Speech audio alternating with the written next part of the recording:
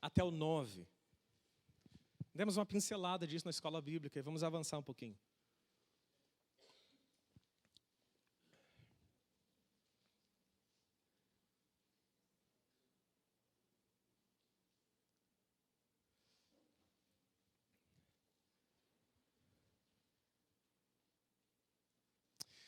Nesse texto, a palavra do Senhor vai falar um pouquinho sobre a relação que nós devemos ter com as Escrituras, com a palavra de Deus.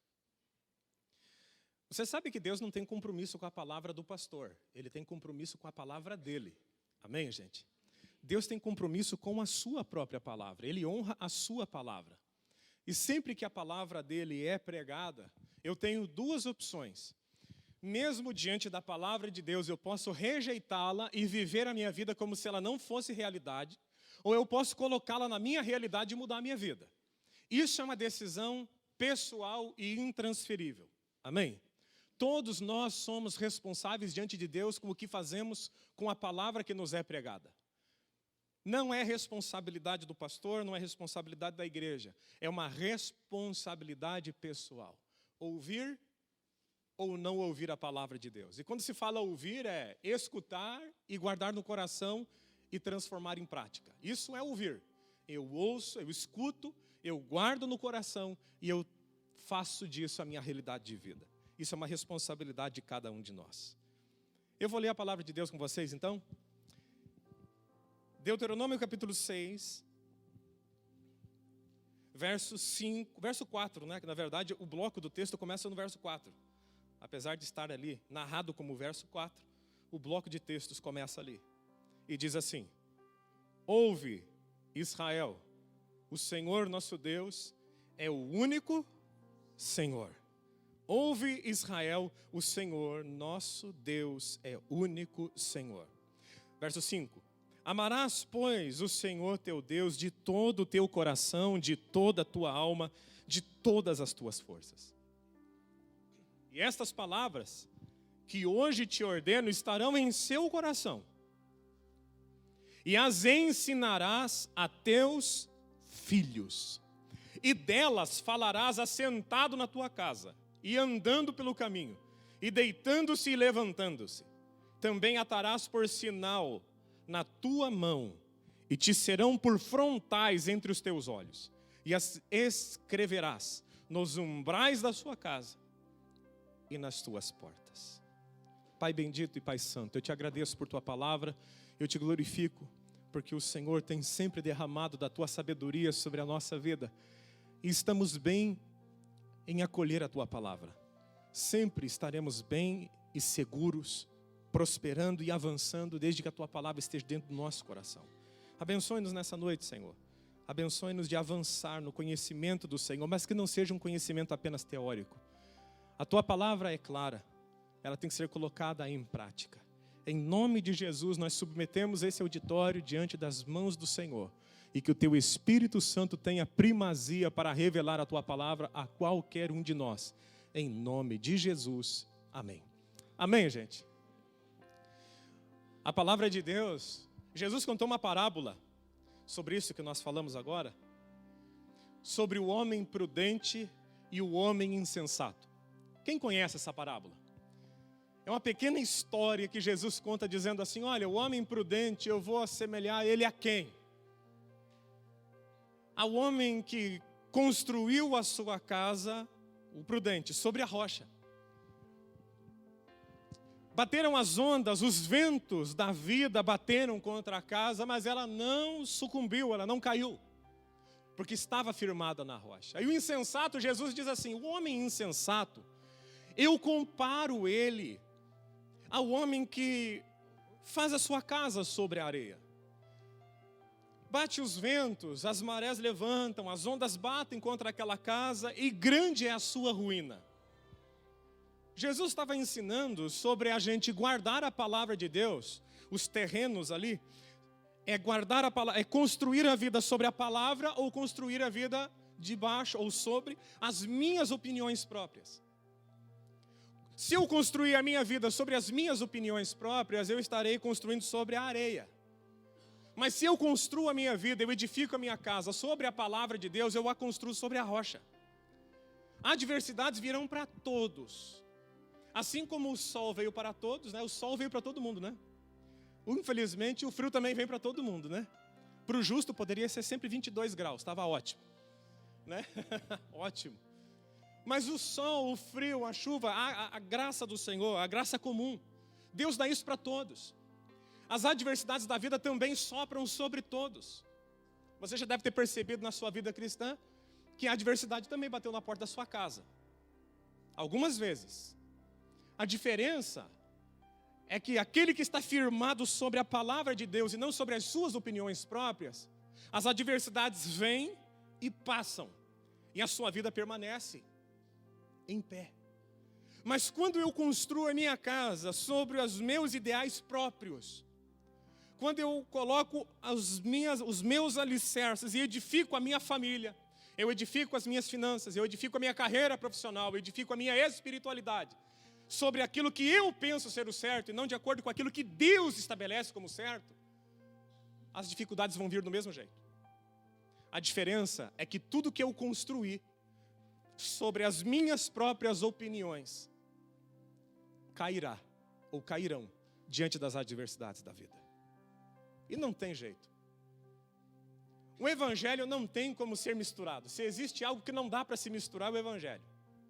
Se eu coloco uma pitada de algo que não seja da vontade de Deus, ou se eu coloco e misturo ideais humanos com a vontade de Deus, já não é evangelho, já não é palavra de Deus e não tem poder mais. Eu posso misturar, porque eu sou livre para misturar. Eu posso não querer a palavra de Deus, porém, ela só vai ser eficaz se ela vier pura sobre o meu coração. Amém, gente? E não é muito difícil da gente ver como as pessoas misturam hoje em dia, como é misturado as coisas. Misturar a palavra de Deus é o pior perigo que alguém pode fazer. Coloco os meus desejos, mesmo que eles conflitam com Deus, e misturo com a palavra de Deus e tento fazer alguma coisa que não é nada, que Deus não promete nada sobre aquilo, Deus não promete nada sobre os meus sonhos. Deus promete tudo sobre a palavra dEle. Deus tem compromisso com a palavra dEle. Amém, gente? A questão da vida é nós construirmos a nossa casa sobre a palavra dEle. E aí há uma necessidade de ter uma dose extra de coragem. Para edificar a sua vida sobre a rocha, eu e você precisamos de uma dose de coragem.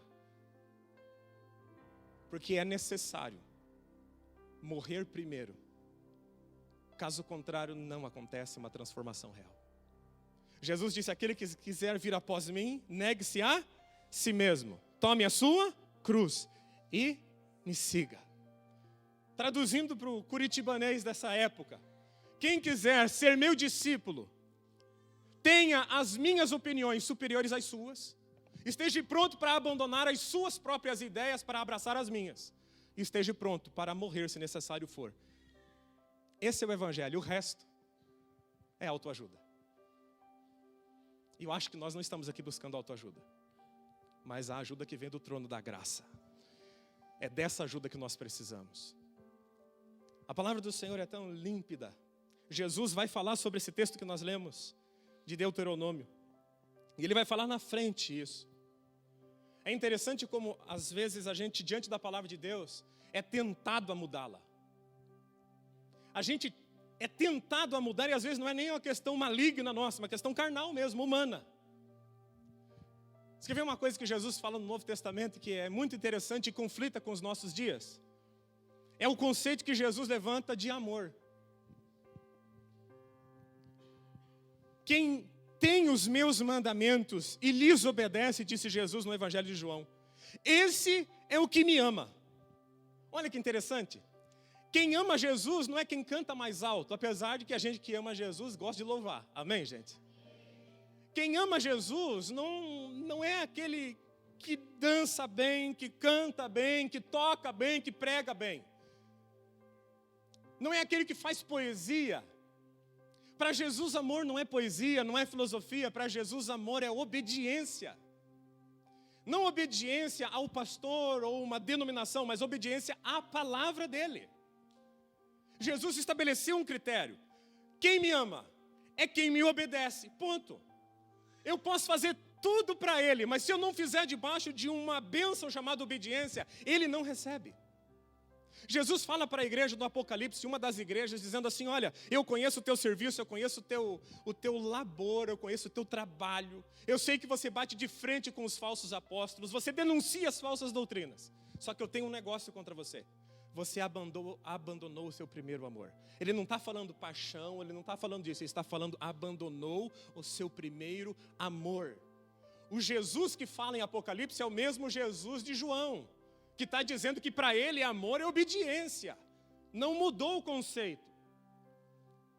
Ele estava falando para uma igreja que tinha o trabalho, mas não estava debaixo da autoridade do nome dele, não estava debaixo da obediência dele. Não é sobre fazer para Jesus, é fazer com Jesus. Eu posso construir um monte de coisa, e no final Jesus dizia assim: eu não gostei de nada do que você fez. Mas em teu nome expulsamos demônios, em teu nome falamos em novas línguas, em teu nome fizemos um monte de coisa. Apartai-vos de mim. Eu não conheço vocês. Quem disse isso foi Jesus. Eu posso fazer um monte de coisa e posso dizer que é para Ele. Eu posso fazer muita coisa boa e falar: é para o Senhor. E Ele pode olhar e falar: mas eu não quero. Que Deus nos abençoe de sempre fazer debaixo da autoridade e da obediência da sua palavra. Quem tem os meus mandamentos e lhes obedece, esse é o que me ama. Aquele que me ama será amado por meu Pai. Quem vai ser amado? Aquele que me ama. E quem é que ama a Ele? Quem obedece a Ele. Está claro isso? Diga graças a Deus. E eu também o amarei. No final ele declara: e me manifestarei a Ele. A Ele quem? A Ele que é amado por Jesus e que é amado pelo Pai. E quem é que é amado por Jesus e amado pelo Pai? Aquele que obedece. Que Deus abençoe você de colocar o teu casamento, sua família, suas finanças, sua fé, tudo debaixo da obediência da palavra do Senhor. Aí debaixo dessa obediência dá para construir prédios arranha-céus. Aí dá para construir edifícios de ouro, prata e pedras preciosas. Lembra o que o apóstolo Paulo falou para Coríntios? Mas eu posso decidir levantar a minha estrutura de casa, de edifício com paus, com fenos e com palhas. Isso é uma decisão minha. Mas uma coisa é certa: Deus não aceitará nada que não vem debaixo de obediência. Deus quer se manifestar na sua vida. Quem recebe essa palavra, diga graças a Deus. O que a palavra manifestação significa? Tornar evidente. Deus quer tornar evidente o seu poder na sua vida, na sua casa, nas suas finanças e tudo que toca a sua vida. É a vontade dele. Quem tem os meus mandamentos e obedece, esse é os que me ama. E aquele que me ama será amado por meu Pai, e eu também o amarei e me manifestarei a Ele. Jesus disse algo em João, uma frase para uma mulher. Ele disse assim: não lhe disse que se você cresce, veria a glória de Deus? Falando sobre o episódio da ressurreição de Lázaro. Qualquer um que crer vai obedecer e vai ver a glória de Deus operando em todas as áreas da sua vida, mesmo áreas que estejam mortas, destruídas. O Senhor é poderoso para edificar novamente. Deus é especialista em levantar onde alguém derruba. Só que eu nunca vi ninguém levantar aonde Deus derrubou.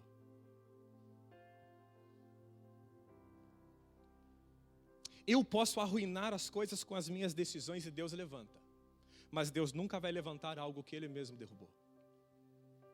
Quando Deus derruba a cidade de Jericó, a palavra é clara: maldito seja aquele que levantar a cidade. Um homem tentou levantar a cidade. Quando ele lançou o primeiro fundamento, o filho mais velho dele morreu. Continuou, o filho mais novo dele morreu e ele parou. Eu não posso edificar o que Deus derrubou. Mas Deus pode edificar o que eu já derrubei por falta de sabedoria. E aí está a graça da vida cristã. O poder dele se manifesta nas nossas fraquezas. E ele consegue levantar as coisas que eu mesmo consegui arruinar na minha vida. Isso é poder sobrenatural de Deus. É interessante que quando Deus decide derrubar e alguém decide mover aquilo, remover o que Deus estabeleceu, a desgraça vem, né? Isso acontece. A vida de Acabe, por exemplo, foi uma vida assim. Deus olha para Acabe, quando Acabe poupa o homem que Deus decidiu matar, Deus falou assim: a tua vida é pela dele, porque você salvou um cara que eu quis matar. Sério isso, né? Quando eu tento levantar o que Deus não quer ser levantado, a ruína vem sobre a minha vida. Por isso que tem que estar alinhado com a palavra de Deus. Diga assim: eu devo estar alinhado com a palavra e a vontade de Deus. Senão você vai ser tentado a levantar o que Deus derrubou. E aí não é o diabo que vai ter problema com você, e você não vai ter problema com o diabo. Problema com o diabo, ele está tranquilo, né? Se o diabo tem problema com a gente expulsa ele em nome de Jesus. O problema é ter problema com Deus. Ter problema com Deus é que a gente não pode ter. A palavra do Senhor diz bênçãos e bênçãos sobre a vida da pessoa que permanece obedecendo e amando ao Senhor. A Bíblia declara que ele terá frutos. Mas as que caíram em boa terra, a semente, são as que com o coração bom e generoso ouvem a palavra, retêm e dão fruto, com perseverança. A palavra do Senhor diz que terá êxito em tudo a pessoa que permanecer obedecendo, permanecer amando a Ele. Pois Ele diz: todas as coisas cooperam para o bem daqueles que amam a Deus. É na vida de todo mundo? Não. Todas as coisas juntamente colaboram para o bem de todas as pessoas da terra? Não. Elas colaboram para o bem daqueles que Deus diz: esse me ama. E quem é que ama? Diga: aquele que obedece. O Salmo 128 dá um briefing da vida dessa pessoa. O seu trabalho rende e ele terá sucesso, o Salmo 128. A sua esposa será fonte de alegria. Os seus filhos serão saudáveis e terão alegria. E estarão sempre ao redor do seu lar. E ele terá vida longa. E verá os seus netos crescerem. Quem quer ver seus netos crescerem, diga graças a Deus. Deve ser muito bom ser avô. Eu acredito plenamente que deve ser bom ser avô. Você tem um filho que você ama, e esse filho gera outro, e você não tem responsabilidade, você só brinca, só ama. Você olha, e quando a coisa está preta, você pega e entrega para o pai e fala: ó, só não faz chorar, não é isso? Só não faz chorar. Essas são as bênçãos do Senhor. Só que a gente vai contaminando a palavra de Deus com as nossas más experiências. E aí complica tudo, gente. A mentalidade pós-moderna não se curva diante da palavra de Deus, porque a verdade no mundo pós-moderno é relativa. E a verdade para a palavra de Deus é absoluta. Deus fala a verdade e é a verdade. O que Ele diz é regra. A sociedade e a mentalidade que o anticristo estabeleceu na nossa geração, que nós chamamos de mentalidade pós-moderna, é uma mentalidade crítica onde não existe verdades absolutas. Então a mentalidade do homem que foi tocado nessa geração pelo espírito do anticristo, ele tem dificuldade de acreditar que a palavra é real. Sabe por quê? Porque ele vê tantos fracassos ao redor que ele diz assim: é bom demais para ser verdade. Mas enquanto estiver escrito aqui, é verdade porque Deus falou. Quem crê, diga graças a Deus. Toda pessoa que ama a Deus, ela vai automaticamente caminhar para alianças com Deus. Quem tem aliança com a sua esposa aí? Esse negocinho aqui no dedo da gente. O que simboliza ter uma aliança? O que simboliza ter uma aliança? Compromisso. Mas veja bem, você que é casado há mais de 2 anos, todo dia tem romantismo na sua casa? Depois que nasce o filho, não depois que nasce o primeiro. É tudo romântico. Você chega em casa, sua mulher está impecavelmente maquiada, impecavelmente, com as unhas maravilhosas, cabelo liso, né? Tá? Não, né? O casamento é feito de romantismo e de compromisso. O cristianismo segue a mesma tendência. Tem dia que a gente servindo a Deus, a coisa está feia também. Tem dia que Deus coloca, a palavra de Deus vem e nos edifica, mas tem dia que ela vem e nos confronta. Alguém já ficou doente e depois ficou crente aqui? Fora eu, que já peguei 3 infecções na garganta esse ano, só esse ano. O casamento e o relacionamento entre o cristão e Jesus segue a mesma linha. O apóstolo Paulo diz sobre o homem e a mulher que ele está falando de um segredo no livro de Efésios. Ele está falando sobre Cristo e a igreja, ou seja, o meu relacionamento com ele tem que ser o mesmo relacionamento que eu enxergo através de uma aliança de compromisso de um homem e de uma mulher. Na alegria e na tristeza, na saúde, na riqueza e na escassez. A única diferença no voto é que no final a coisa inverte, até que a morte nos una por toda a eternidade. Esse é o nosso relacionamento com Deus. A morte física é o libertar de toda a dor e a união total do crente com Cristo no sentido irrestrito, porque ainda temos restrições na carne. Amém, gente? Mas a gente olha na prática e parece que não funciona na vida de algumas pessoas, porque algumas pessoas têm uma visão de Bíblia diferente dessa. Então, eu sirvo a Deus quando está tudo bem, na alegria, na tristeza não. Na saúde sim, na doença eu te questiono. Na prosperidade é glória a Deus, é bênção. Mas se for escassez, não, eu vou te questionar, Senhor. Eu não vou te obedecer. E às vezes quando morre alguém da família aí, meu irmão, aí a pessoa encontra mais um espaço para questionar o poder de Deus. Que Deus nos abençoe de ter aliança com Ele. Como é necessário gente de aliança. Como Deus ama gente que entra em aliança com Ele. Deus, olhando na Escritura Sagrada, nós vemos Ana, por exemplo. As mulheres estão sabendo muito sobre Ana. Foi Ana, né? Vai ser Ana, então nem vou entrar muito fundo na Ana. No discipulado das mulheres. Ana fez um voto com Deus.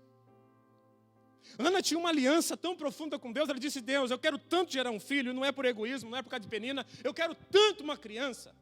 Porque eu quero que o teu nome seja tão glorificado na minha vida. Porque eu sou estéril. Eu dou essa criança para o Senhor. Não precisa nem ficar para mim. Eu te dou. Eu quero tanto gerar para a glória do teu nome que eu não preciso ficar com ela. Eu te dou. Ana no altar. Coitada de Ana. Ana tinha uma adversária em casa. Amém? Ana teve que vencer Penina, adversária dela. Ana teve que vencer um marido que dizia para ela que ela não precisava daquilo. Ana teve que vencer até o pastor da igreja dela, que falou que ela estava bêbada enquanto ela orava. Pensa você sair da sua casa, tendo que enfrentar um adversário lá dentro. O seu marido atrapalhando. Você chega na igreja, eu olho para você e falo que você está bêbada. Oh, que estímulo, né? Pensa, uma mulher que recebeu uma dose de ânimo. O sacerdote chega e fala: mulher, a essa hora da manhã você está bêbada. 9 horas da manhã. E ela falou: não, eu sou uma mulher atribulada de espírito. No coração dela, eu tenho um sonho. Que o nome de Deus seja glorificado quando Ele abrir a minha madre. O meu marido se opõe a isso. A minha adversária me calunia e você me chama de bêbada. Eu sou uma mulher atribulada. Quando o sacerdote entendeu o que estava acontecendo, porque ele já estava devagar na coisa, falou assim: então vai que o Senhor te abençoe. Uma mulher que fez um voto com Deus. Uma aliança. Abraão fez um pacto.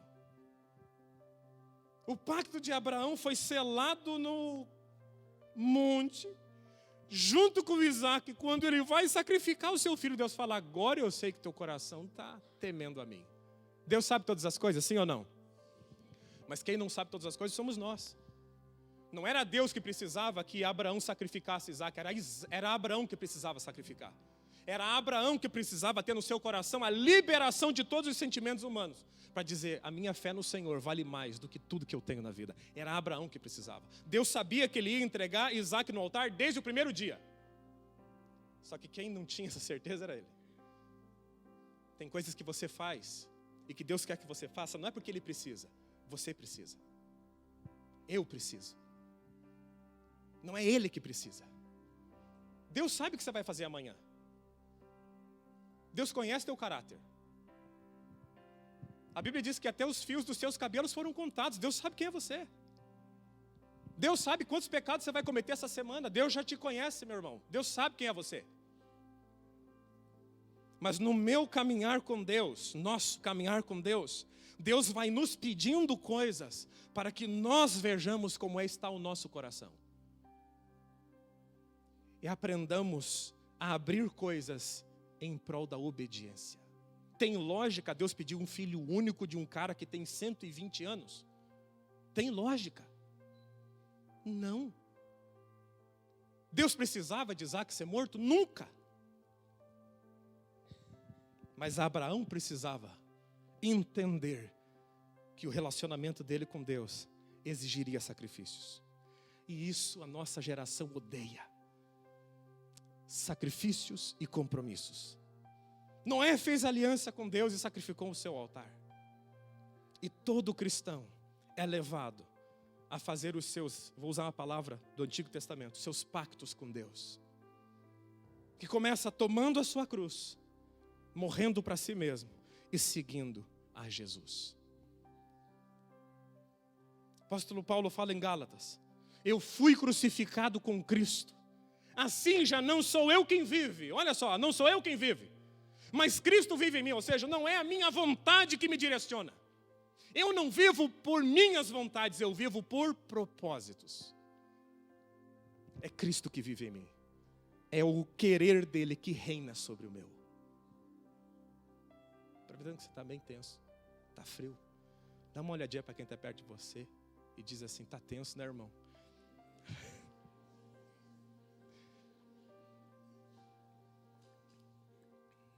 Só para você mexer o seu dorso, relaxar o seu pescoço. Deus ama você. Deus está te chamando para um compromisso mais profundo. Porque o que Ele quer colocar na sua mão, no nível de compromisso que nós estamos, Ele não pode dar. Tem que se elevar o nível de compromisso. Deus dá tudo para quem dá tudo para Ele. Já não sou eu quem vivo, mas é Cristo que vive em mim. A vida que agora eu vivo no corpo, vivo pela fé no Filho de Deus, que me amou e se entregou por mim.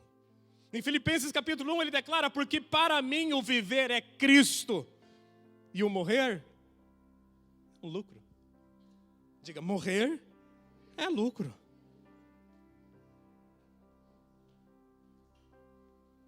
Shema Israel, ouve Israel, o Senhor nosso Deus é o único Senhor.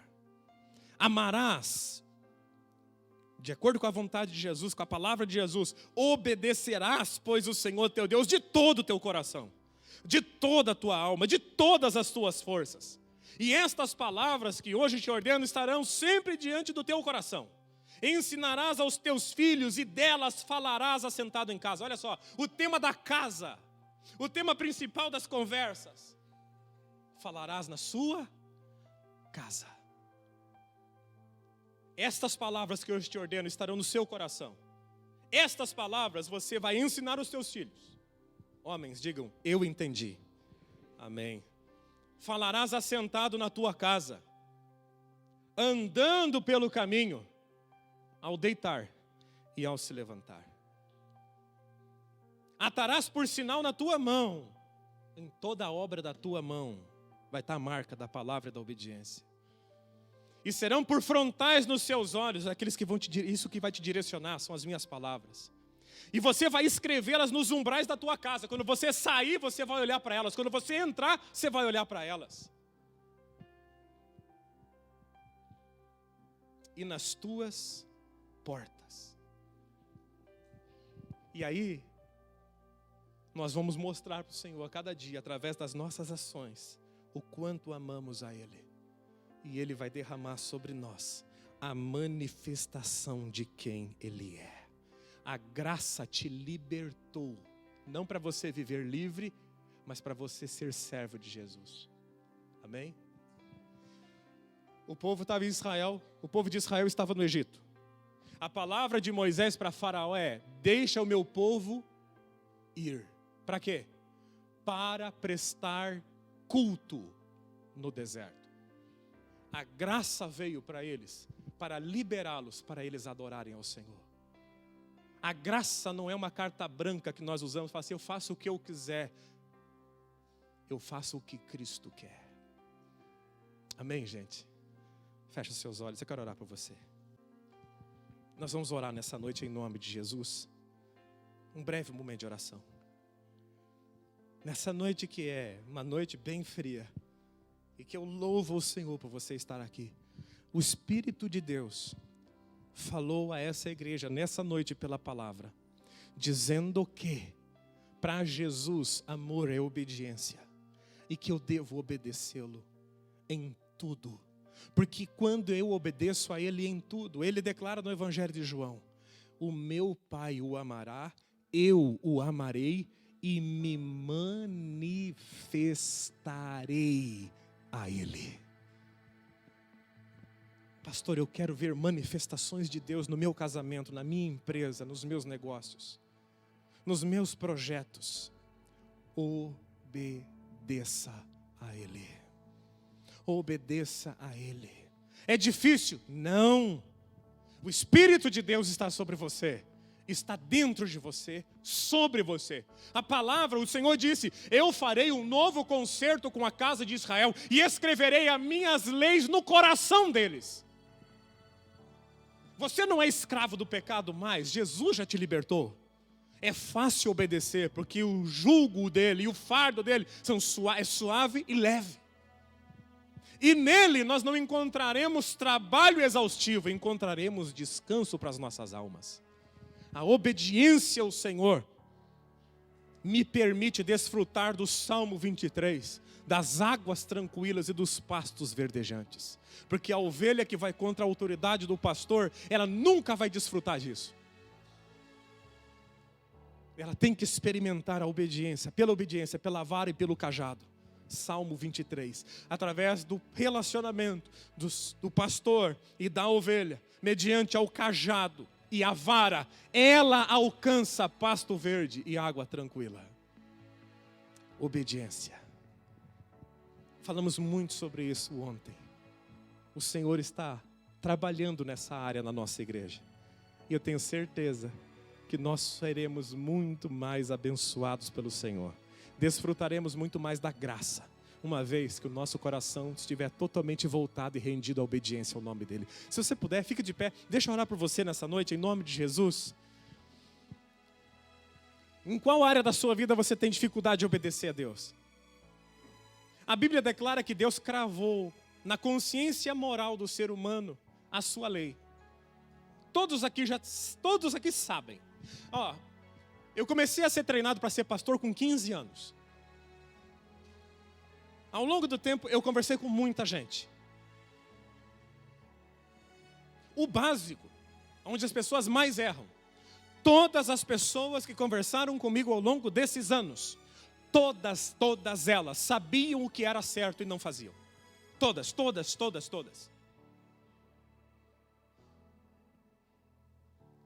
Que área da sua vida precisa ser mais sujeita ao Senhor?